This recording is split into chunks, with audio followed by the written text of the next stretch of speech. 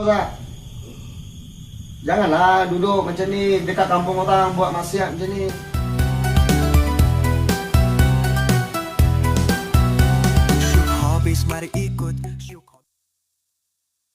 Video ini memaparkan tindakan tegas seorang ketua kampung menegur pasangan warga asing yang disyaki melakukan perbuatan tidak bermoral di kawasan kampung. Teguran dibuat secara bersemuka, meminta penjelasan status perkahwinan serta menasihati supaya tidak mencemarkan keharmonian penduduk di situ. Situasi ini mengingatkan bahawa sesiapa yang datang mencari rezeki wajib menghormati undang-undang, adat dan sensitiviti masyarakat setempat. Alasan peribadi tidak boleh dijadikan sebab untuk melanggar batas agama serta norma sosial. Perbuatan sebegini bukan sahaja mengundang fitnah, malah memberi contoh buruk kepada generasi muda. Ketegasan kepimpinan komuniti menunjukkan tanggungjawab menjaga maruah kawasan. Pengajaran paling jelas, jangan bawa perangai buruk ke negara orang. Hormat tempat orang, jaga akhlak dan hidup ikut peraturan supaya keamanan bersama terus terpelihara. Itu tanggungjawab semua pihak tanpa pengecualian demi kebaikan bersama.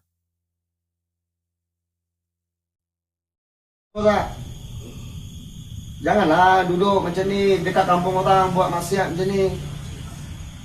Apa nak jadi? Ha? Ini lagi paling kejam ni tu. Ada suami? Kau ada isteri tak? Baca dulu. Ha? Apa? Bujang. Ni.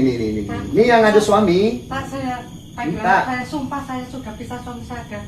Anak engkau sendiri lagi kau. Kau masih bersuami. Kau jangan cakap pisah. Suami kau kat kampung. Memang pisah ranjang, saya sudah cakap dia. Sekarang kalau telefon suami kau sekarang, kau cakap dengan dia kau pisah. Iya. Buat video call. Dia tak boleh. Nih, tengok. Hah? Dia tak pernah berhubungan Habis sama saya. jadi buat maksiat. Syuk Hobbies gembira kongsi tiada takut.